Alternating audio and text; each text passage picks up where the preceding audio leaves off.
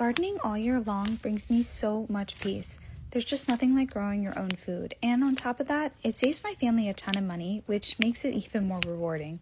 Berries are by far the most profitable thing I grow, and that's because they're perennials and because my kids eat them like they're water. If you've ever spent $5 on a 4-ounce container of berries only for your kids to devour them in 7 seconds, you know what I'm talking about.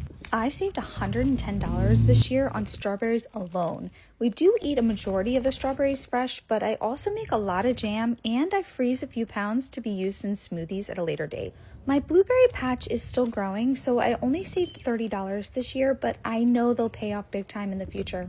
Raspberries, including the black raspberries I grow, saved me $205 this year. These plants are incredible and they keep producing more and more every year. Tomatoes were the real moneymaker. I saved $890, and that's because I use them in meals 3 to 4 times a week all throughout the year. I've frozen them, I've canned tomato sauce, and I've even dehydrated them for long-term storage.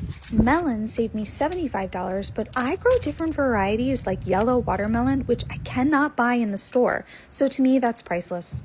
Peppers saved me $230, and honestly, they're even more versatile than tomatoes in my opinion. We use peppers all the time, and I love to make different kinds of pepper jelly, which make amazing holiday gifts. My freezer is currently stocked with 30 bags of bush beans, saving me $80. We'll pull out a bag for a meal once per week in the wintertime, and I just love the variety of color on my plate in the middle of January. Potatoes saved me $55 and cucumbers saved me $25. But here's the thing, homegrown versions are not comparable to anything you can buy in the store.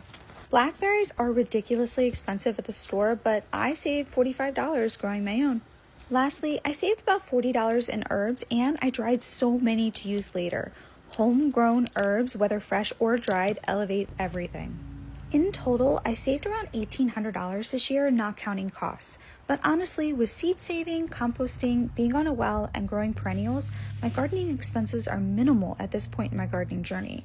Plus, the flavor, the freshness, and knowing exactly where your food comes from, you can't put a price on that.